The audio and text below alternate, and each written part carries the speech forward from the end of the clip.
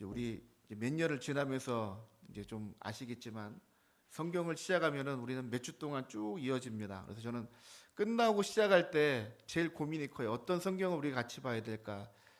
요번에 좀 특별히 고민을 좀 많이 했어요. 요 시대에 지금 이 시기에 맞는 그런 성경을 제가 몇 가지 생각하면서 요엘서를 할까? 또 우리가 데모데 데살로니가 전서를 봤으니까 후서를 볼까 하다가 또 제가 지금 목표하는 데는 어디냐면은 여러분 힘드시겠지만 레위기를 분명히 갈 거예요. 여러분 힘드실 것 같긴 한데 근데 레위기에 진짜 귀한 은혜가 있거든요.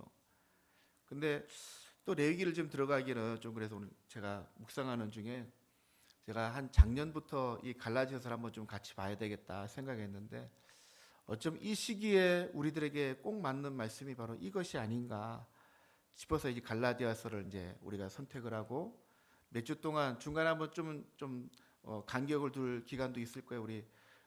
우리 초청하는 주일에는 좀 다른 본문을 볼 건데 그 기간 외에는 우리가 갈라디아서를 쭉 같이 볼 겁니다.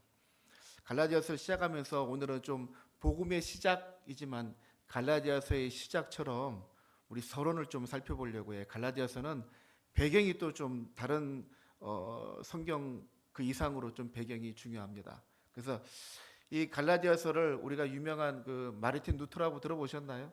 종교개혁의 시작이었던 마르틴 루터는 이 갈라디아서를 뭐라고 얘기하냐면은 나는 갈라디아서와 결혼을 했다라고 표현해요.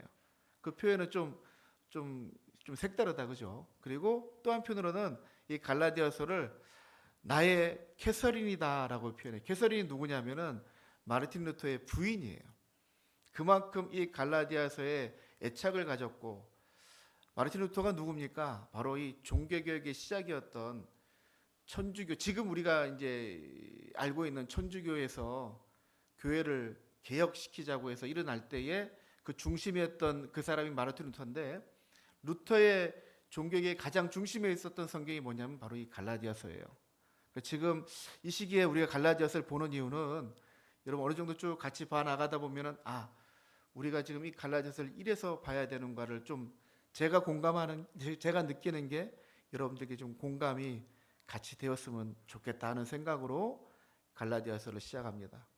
갈라디아서를 처음에 보면서 우리가 먼저 좀 알아야 되는 거는 갈라디아가 어떻게 세워졌는가 우리가 좀 알 필요가 있어요. 여러분 지도를 한번 볼까요? 지도를 보시면은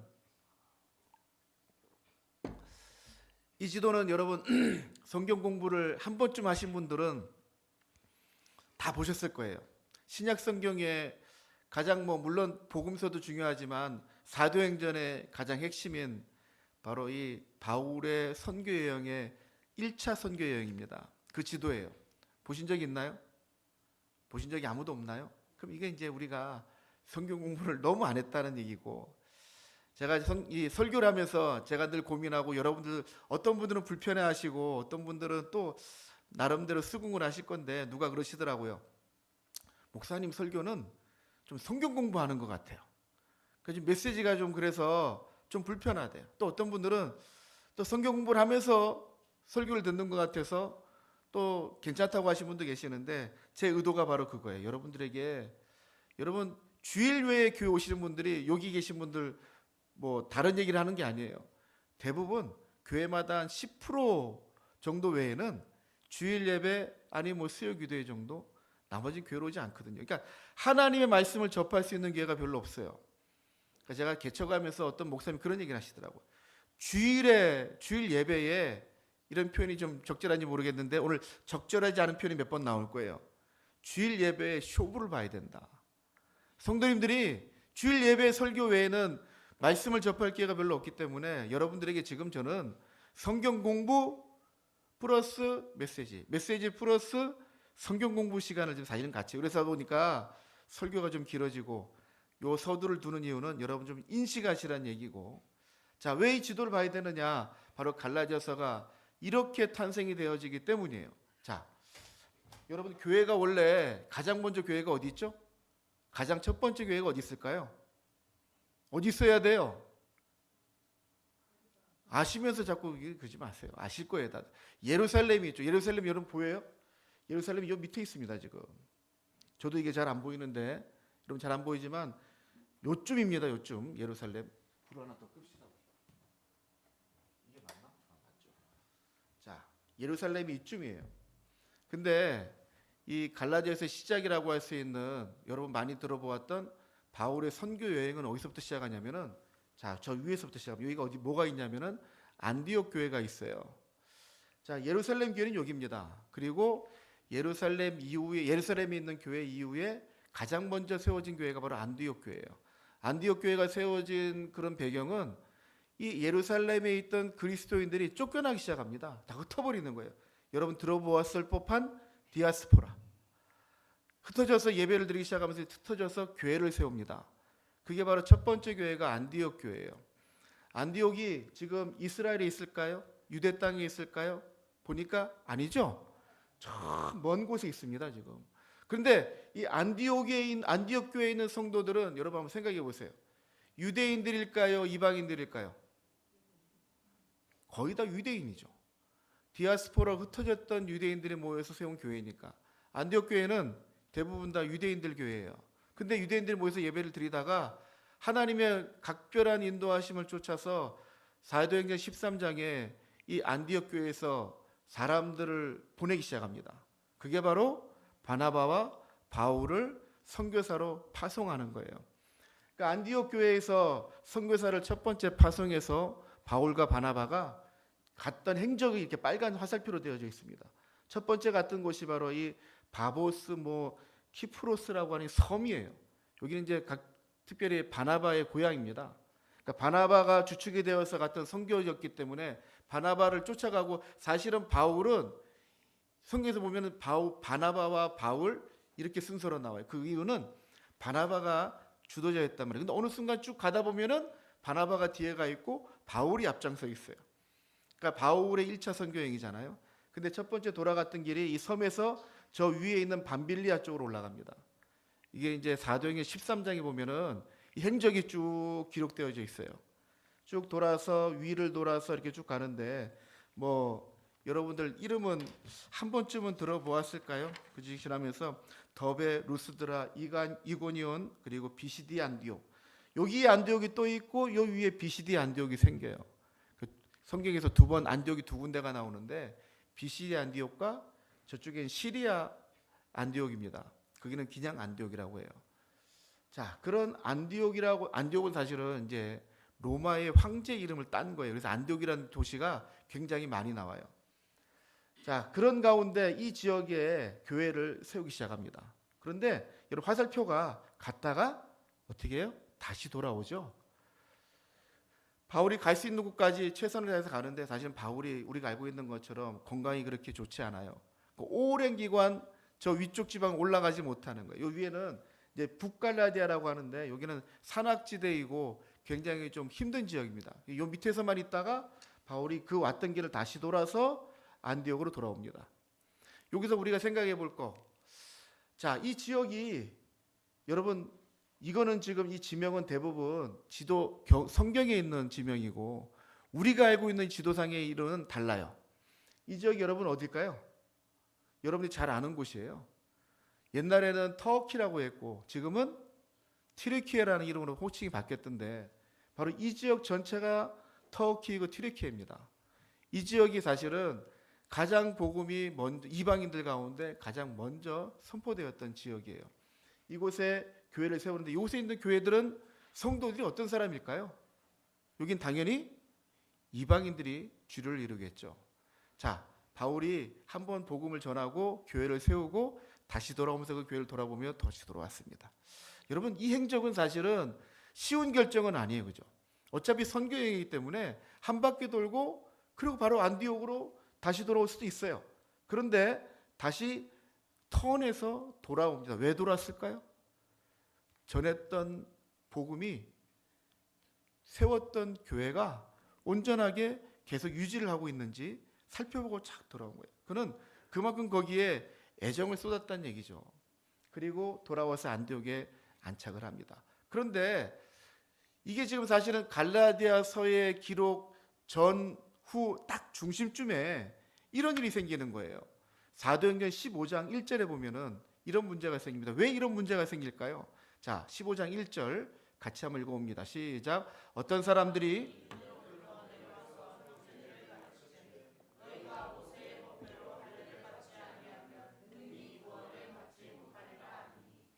무슨 말인지 여러분 이해가 되시나요? 아까 보았던 지도상에 보면은 사실은 지금 유대는 어디냐면은 저 예루살렘을 얘기하는 거예요. 거기서 어디로 온 거냐면은 안디옥이 온 거예요.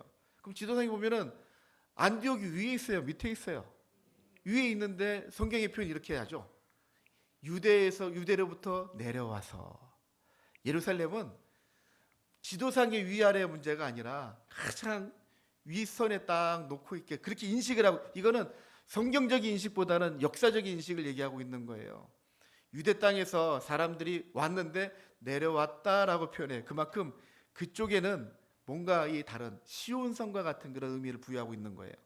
그들이 왔는데 뭐가 달라진 거냐면은 와보니까 할례를 받지 않은 사람들도 예수를 믿고 구원을 받았다고 얘기하고 있거든요.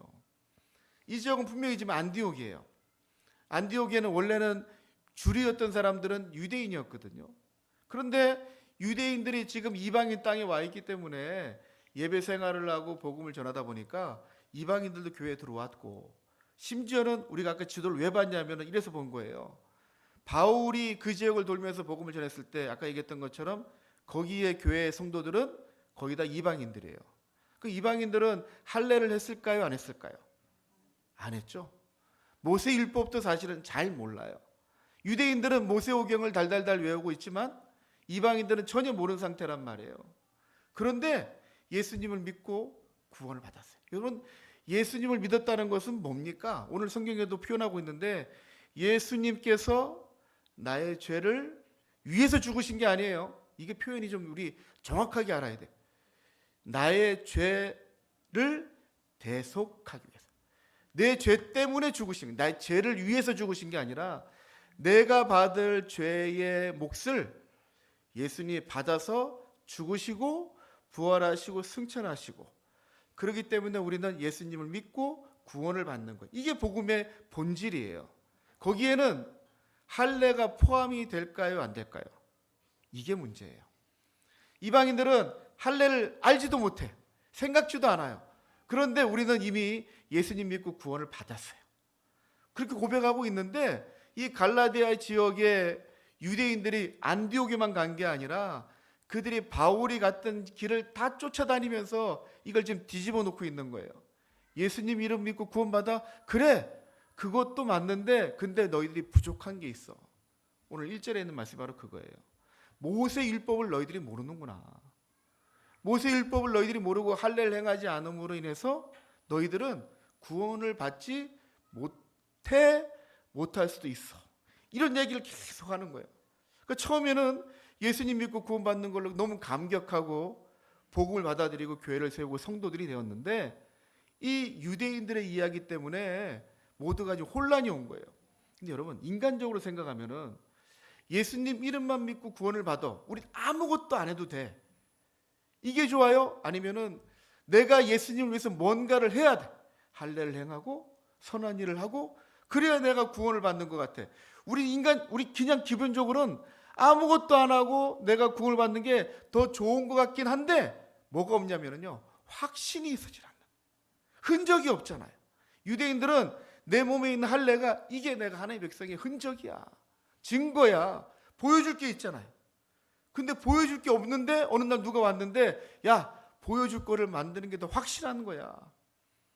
우리 인간적으로 생각해 보면은 뭐가 더 좋은 것 같아요? 내가 편하기는 그냥 예수님 이름만 믿고 구원받는 게 편한 것 같은데 확실하게 내가 느끼기에는 내 몸에 할례도 막 하고, 할례가 뭘까요? 남자들의 생식기의 표피를 제거하는 거예요. 표가 나는 거죠. 화장실 갈 때마다 나는 하나님의 백성이, 하나님의 자녀에 대한 그런 뿌듯한 자랑을 느끼는 하나의 그런 이 표식이 있단 말이에요. 표식이. 근데 여러분, 표식이 있는 것과 표식이 없는 것과 우리는 뭘 더 좋아할까요? 아닌 것 같지만 우리는 전부 다 뭔가 하나가 확실하게 막 증거가 있는 게 좋아. 눈으로 막 보고 내가 막 몸으로 경험하고 내가 뭔가 해내고. 여러분 그렇잖아요. 여러분 뭔가를 해냈을 때 물론 힘들지만 그 결과물이 내게 딱 다가왔을 때 아무것도 안 하고 얻는 것과 내가 수고하고 땀 흘려서 내가 얻는 것과 요거 데미지가 완전히 달라요. 그죠?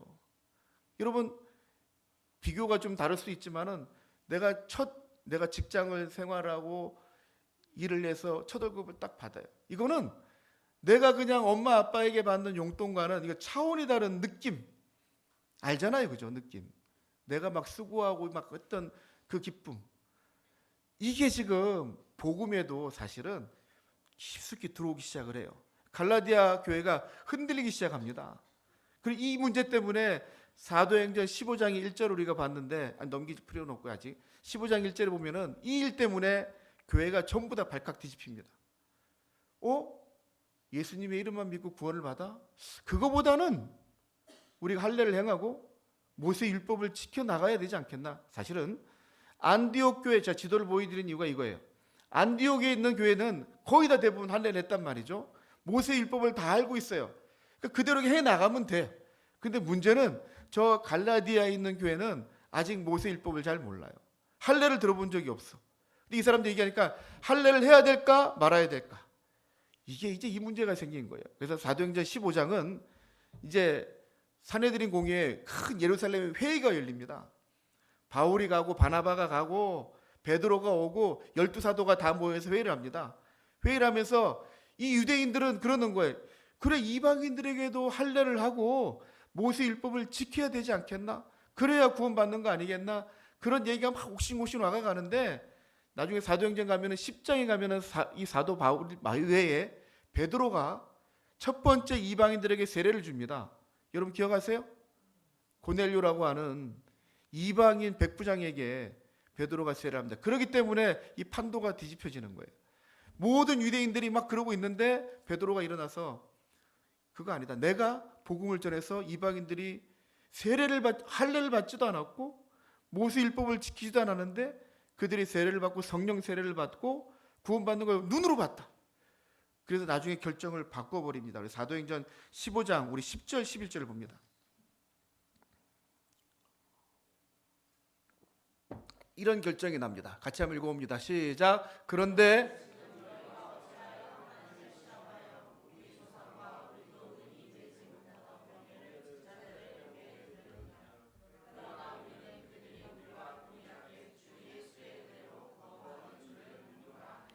아멘.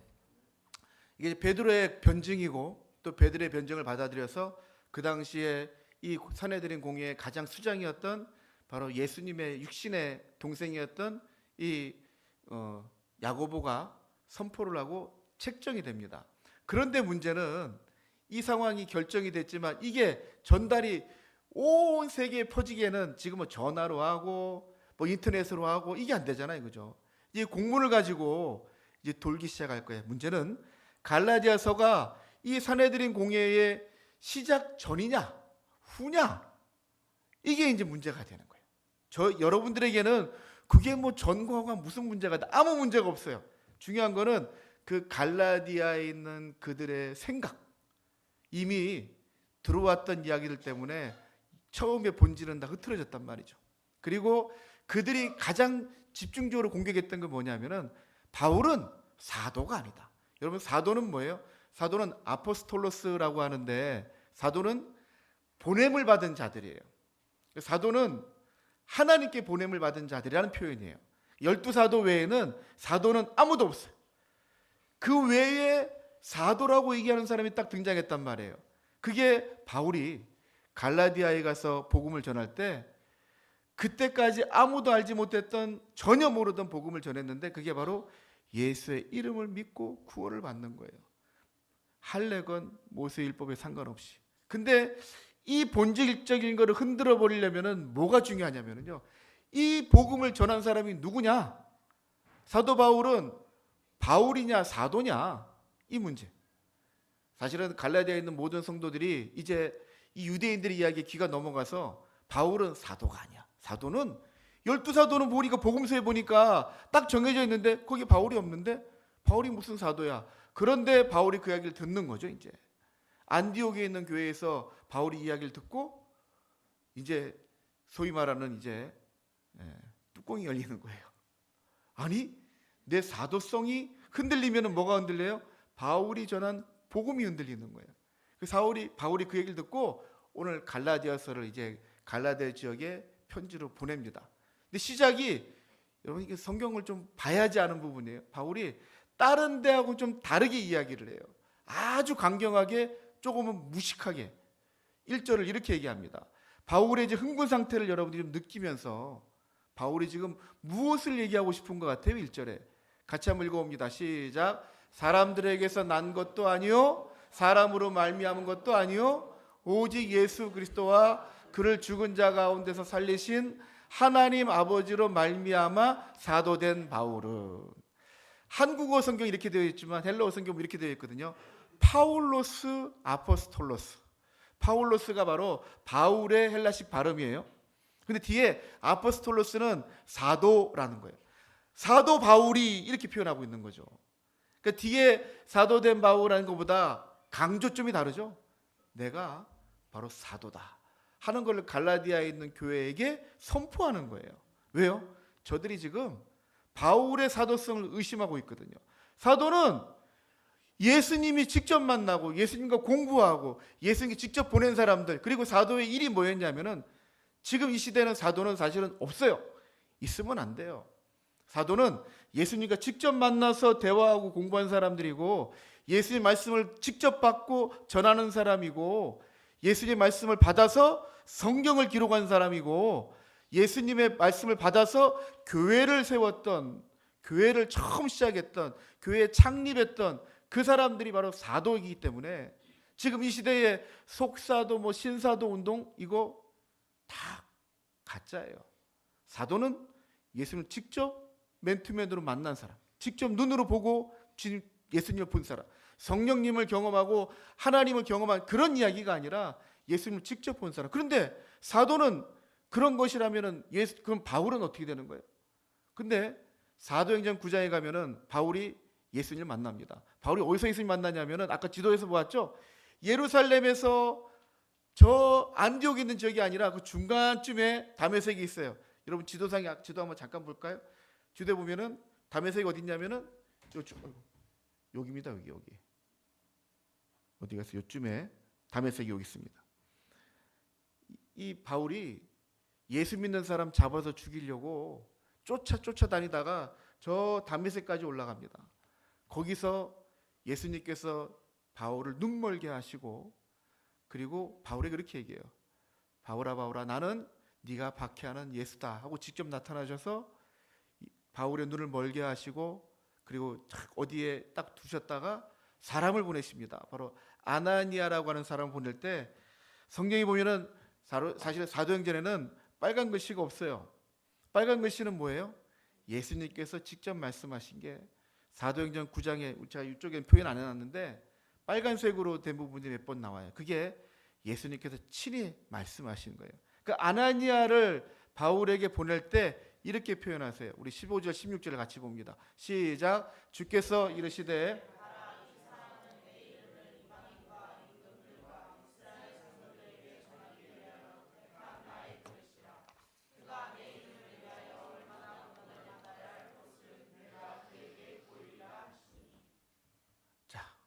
무슨 말씀을 하고 있는 거야? 아나니아를 통해서 바울을 보내시는데 바울이 바로 이방인들을 구원할 그릇이라고 표현. 이거는 우리가 흔히 아는 뭐 식기 도구일 수 있지만은 이건 하나의 도구라고 표현. 도구. 바로 바울이 이방인들을 구원하기 위해서 주님께서 보내시는 내 도구다라고 표현하고 있죠. 바로 사도라고 표현하고 있죠.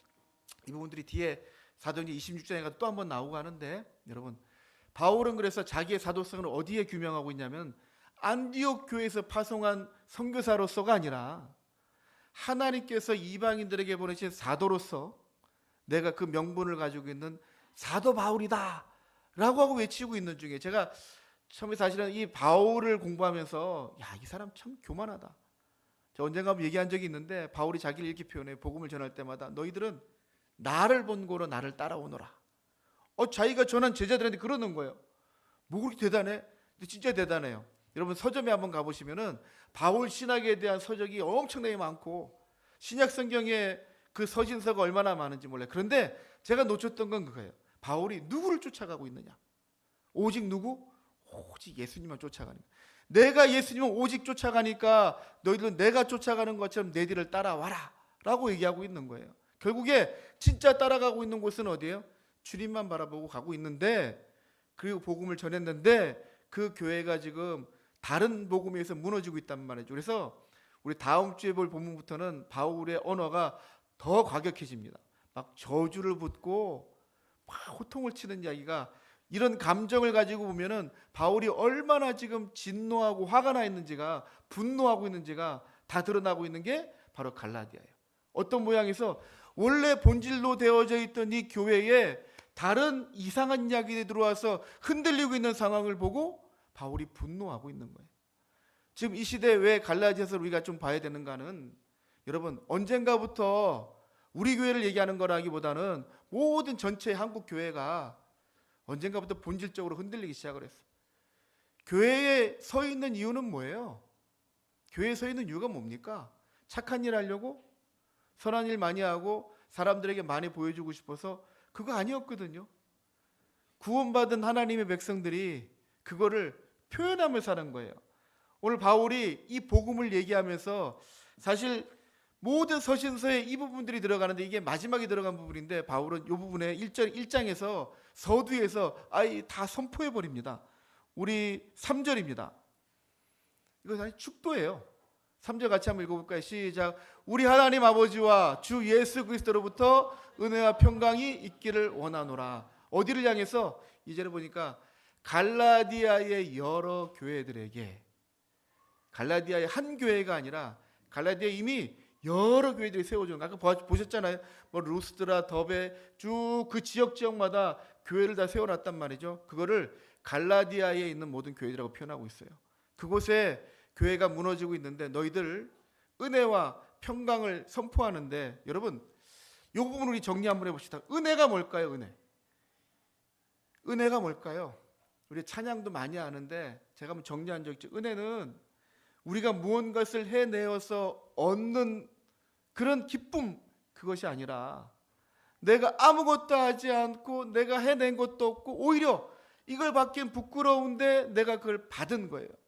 바로 예수님께서 나의 죄 때문에 죽으시고 구원의 여정을 여시고 나에게 그런 은혜를 주셔서 내가 이제 구원받은 백성이 되었단 말이에요. 거기에는 내가 했던 그 어떤 것 1%도 없는 온전히 하나님께 다 받은 것이란 말이죠. 이게 바로 은혜란 말이에요. 우리가 흔히 알고 있는 은혜, 뭐 누구에게 은혜를 입었어, 그런 얘기를 하고 있는 게 아니라, 은혜는 하나님께, 예수님께 값없이 받은 선물을 얘기해요. 그런데 여기에 할례를 행하고 율법을 거기다 더 얹어서 받으면은 그건 은혜가 아니라 내가 한 행위가 플러스가 되잖아요.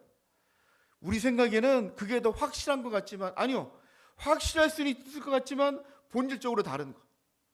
우리의 본질은 예수님이 주신 구원의 은혜, 그게 바로 은혜예요.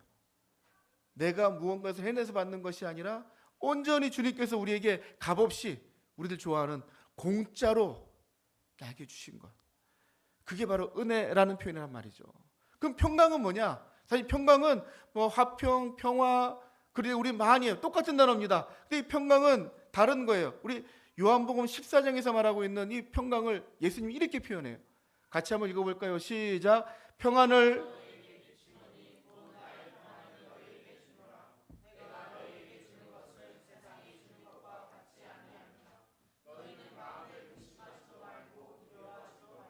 아멘. 이 말씀을 근거로 해서 우리는 이렇게 표현합니다. 예수님의 제자들이 아무런 근심도 하지 않고 두려워하지 않고 주님을 쫓아가면서 누리는 그게 평강이다. 사실은 그런데 그보다는 더 본질적인 건, 여러분들이 오늘 주보에 기록하고 싶은, 제가 쓰고 싶은 용어는 이거예요. 하나님의 은혜를 받은 자들이 그 은혜를 누리며 살아갈 때 드러나는 우리의 과정 혹은 결과. 평강은 평안하세요, 복 많이 받으세요 하는 우리들의 외침이 아니라 하나님께서 온전히 주신 그 은혜를 누리며 살아가다 보니까 내 안에 세상이 주는 것과는 다른 그런 평안이 찾아오는, 이게 바로 오늘 바울이 성경에서 말하고 있는 3절의 은혜와 평강. 바로 내가 무언가를 해내서 얻어내는 것이 아니라 온전히 부어주신 은혜를 누림으로 살아가는 그런 평안. 그래서 여러분들 이게 얼마나 적절하게 와닿을지 모르지만 세상의 어떤 것들 때문에 내 평안은 흔들리지 않아요. 사실 우리의 평안은요, 집안에 어려운 일이 있거나 사업이 좀 어려운 일이 생기거나 자식의 문제가 있으면 평안이 다 깨져버려요. 얼굴도 다 망가지고 눈도 막 달라지고 시리에 빠져 있고, 이거는 세상이 주는 평안을 얘기하는 것이에요. 그런데 하나님께 주신 평안은 그것들로 흔들리지 않아요. 왜? 내가 하나님께서 내게 주신 그 은혜는 거저 값없이 예수님의 생명으로 주신 것이기 때문에 내가 이미 주님의 자녀이기 때문에 이런 일들에 흔들리지 않아. 이런 일들의 결과는 누가 지을 거예요? 세상이 그것들이 아니라. 그래서 오늘 4절에 말씀 이렇게 기록합니다. 4절 같이 한번 읽어봅니다. 시작. 그리스도께서 하나님 곧 우리 아버지의 뜻을 따라 이 악한 세대에서 우리를 건지시려고 우리 죄를 대속하기 위하여 자기 몸을 주셨으니. 아멘. 악한 세대는 여러분 어디를 얘기할까요? 로마의 압제의 치하에 있는, 그것도 틀리진 않을 수 있어요. 그죠? 이 악한 세대는 여러분, 저와 여러분들이 살고 있는 이 시대, 이 세대 자체가, 여러분 밖에 한번 나가보시고 뉴스에 매스컴만 한번 보세요. 이 세상이 정말 선하고 아름다운 세상입니까? 우리가 좋은 것만 보려고 해서 그렇지, 그죠? 말도 안 되는 사건들이 벌어지고 억울한 일들이 매일매일 막 생기고, 아침 일어나 보면은 누가 막, 제가 그런 경험이 있는데 아침 일어나다 보니까 누가 차를 긁고 갔어. 막 얼굴이 평안해요? 아무도 모르게 누가 차를 긁고 갔어요. 갑자기 막 몸이 망가지고 몸이 아프고 힘들고 평안해요?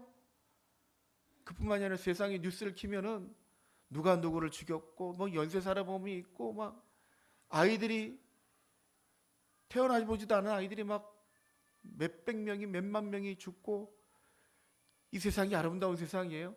진짜 평안을 누리는 세상인 거예요? 여기서 말하는 악한 세대는 이 모든 세대를 아우르는 이야기예요. 거기서 너희들을 건지시려고 예수님께서 대신해서 죽으시고 그 영원한 생명으로 너희들을 여기서 건져내시려고 오셨다는 거예요. 내가 무엇을 해냈기 때문이 아니라 그냥 가만히 무던히 있는데, 한편으로는 너무나도 부끄러운 모습임에도 불구하고 주님이 이미 오셔서 일 완성을 딱 시켜놓고 나를 보고 나와 함께 가자는 거예요. 여러분, 이게 다른 거예요. 내가 예수님처럼 살아서 구원을 받는 게 아니라, 내가 선한 일을 해서 구원을 받는 게 아니라, 하나님 백성 되는 게 아니라, 이미 하나님 백성이 되었기 때문에 하나님 백성답게 살아가는 거예요. 교인답게, 성도답게 살아가는 건 내가 구원받으려고 성도처럼 살아가는 게 아니라, 구원받은 하나님의 자녀이기 때문에 성도답게, 성도처럼과 성도답게가 비슷한 것 같지만 전혀 다른 의미 아니에요. 그죠? 아닌데 긴 것처럼 사는 게 아니라 이미 되었기 때문에 그렇게 살아내야 되는 책임이 있는 거죠. 책임이. 어떤 사람은 선한 일 안 해서 구원 못 받는데요. 예수 믿는데 교회 다니는데 악한 일 했기 때문에 너는 구원 못 받는데, 그거 순서가 틀린 거예요. 예수님을 제대로 안 믿기 때문에 예수님처럼 살 수가 없는 거예요. 예수님은 안 믿기 때문에 죄를 짓고 부끄러운 모습대로 그대로 있는 거예요. 부끄러운 모습이기 때문에 구원받지 못하는 게 아니라 아예 시작부터가 다르단 말이죠. 오늘 왜 이 얘기가 여러분들에게 자꾸 강조되느냐면, 제가 가끔 문득 이게 두려워요. 저와 여러분에게 구원의 확신이 있습니까? 할례와 모세오경 이런 이야기가 아닌, 내가 예수님을 믿고 구원받은 확신이 있습니까?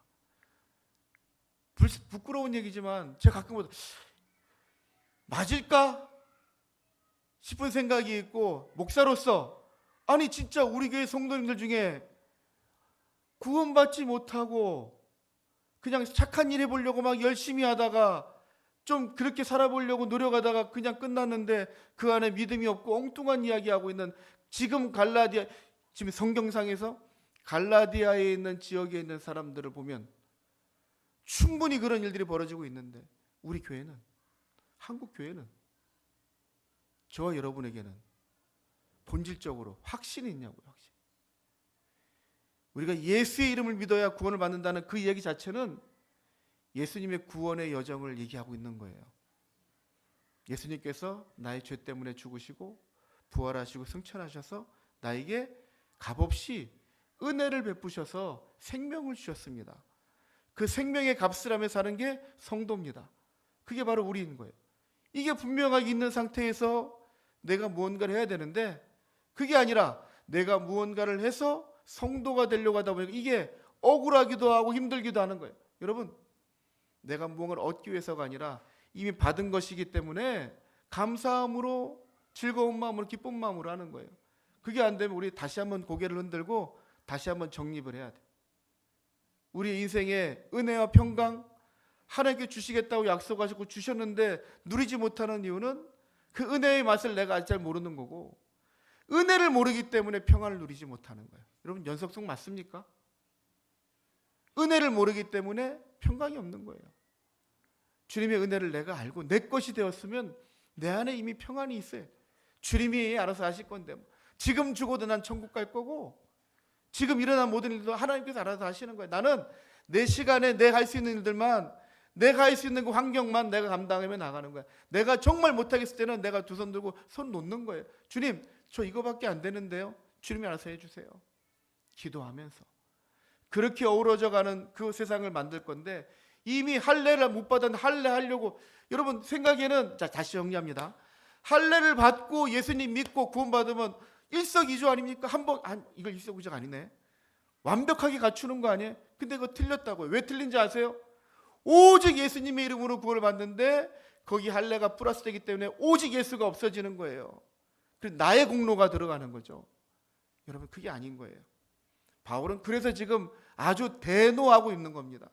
내가 사도가 아니라고, 내가 사도 이름을 붙고 싶어서가 아니라 내가 전한 복음의 본질적인 진리를 지키기 위해서 내가 진짜 하나님 보내신 사도라고 얘기하고 있는 거예요. 여러분, 목사는 사도가 아니에요.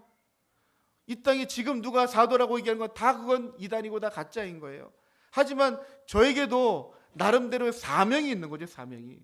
여러분들에게 진짜 복음을 알고 구원받는 여정을 열어야 되는 것이고, 저는 그 길을 인도하는 사람이기 때문에 목사라는 호칭을 받는 거예요. 여러분들에게 복 많이 받으세요. 잘 되세요. 건강하세요. 여러분 가정이 화목하세요. 그런 것도 물론 중요하지만 그것보다 더 본질적으로 중요한 건 여러분들이 예수님을 믿고 구원을 받는 거예요. 그래야 나중에 저 분명히 갈 거거든요. 천국에. 여러분 갈 겁니까? 갈 수 있습니까? 확신이 있습니까? 그러면 이미 내가 하나님의 천국의 백성이기 때문에 지금 일어나는 모든 일들이 하나하나에 인상 쓰고 막 그러면 하나님의 평안이 이미 사라져버린 거예요. 은혜는 거저 받았습니다. 이미 예수님의 생명을 받았어요. 그래서 내가 하고 있는 일들이 때로는 힘들죠. 어떻게 하면 우리 육신이기 때문에 힘이 들지만, 그래도 이 일을 내가 하는 게 아니라 하나님의 은혜로 내가 감당해 나가는 거니까 해보는 거예요.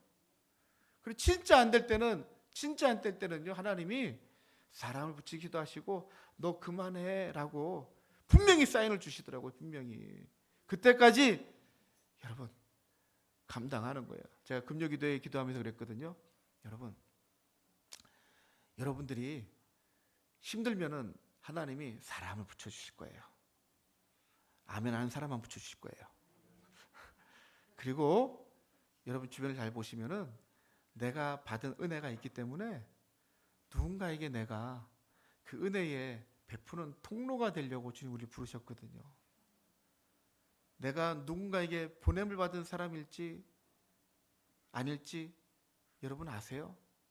내가 누군가에게 옆에서 좀 어깨를 내어주고 등을 내어주고 따뜻한 말 한마디 해주면서 내가 받은 은혜를 흘려보내는 거예요.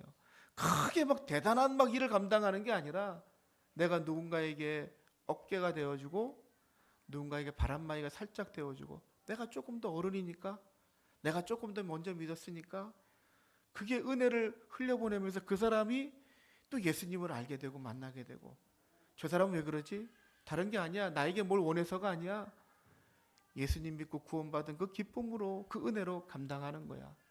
그렇게 만들어지는 그런 공동체가 이게 교회란 말이죠. 그게 바로 우리 만나 교회가 되기를 바라고요. 거기에 속해 있는 여러분들이 다 되시길 바라고요. 여러분 안에 그 은혜가 반짝반짝 빛나려면은 거기에 김영진, 뭐 김승혜, 마준섭, 이윤선, 뭐 배주미, 죄송해요 이름 막 불러서 여러분들이 아니라 거기에 누구의 이름이 빛나야 될까요? 예수의 이름이 빛나요. 그래서 우리에게 거저 주시는 거예요. 그래서 할례, 모세 율법 그거 아니야. 거저 주시는 은혜를 받아서 거저 나눠주는 사람들, 그게 바로 하나님의 사람인 거예요.